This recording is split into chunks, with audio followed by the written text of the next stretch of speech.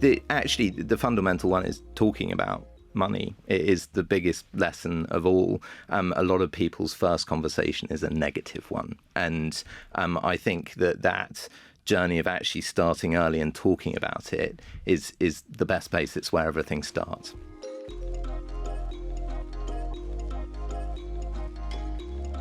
I think it's about facing into it and looking at it and really being honest. I hid away from my money worries and they weren't going anywhere but downwards. Yeah. So I think it's about really facing into it and talking to somebody about it. So and taking stock, honestly assessing where you're at. Being really honest with yourself. One of the things, is raising awareness of this connection between mental health problems and financial difficulty.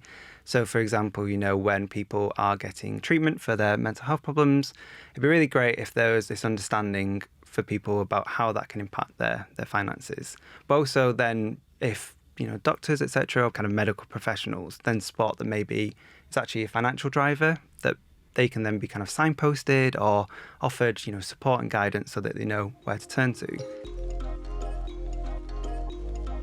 Of course, you can flexibly take some of your private pension, your workplace pension, when you get to the age of 55. But there are lots of sort of rules governing when you start accessing that, then you're limited to how much you can contribute to your pension afterwards.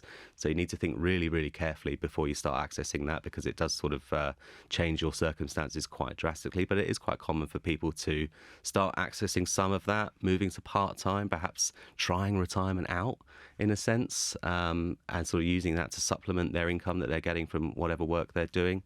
But I think in most cases it'd be really worth talking to some of the services out there, government-backed services like PensionWise or the Money and Pension Service, before you go and do that, because there are quite a lot of implications. Or if you want to feel much more comfortable, perhaps a financial advisor.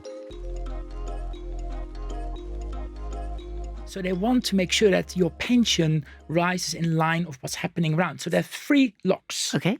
Lock 1, rate of inflation. And at the moment, I think it believes is running around 10%.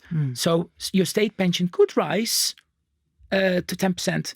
Or rise by 10%. Yeah, or let's say if the increase in average earnings is 8%, or in this case, let's say it's 15%, okay, it will actually rise more than the 10% inflation. The third reason it can rise is just 2.5%. It's like a fixed fee.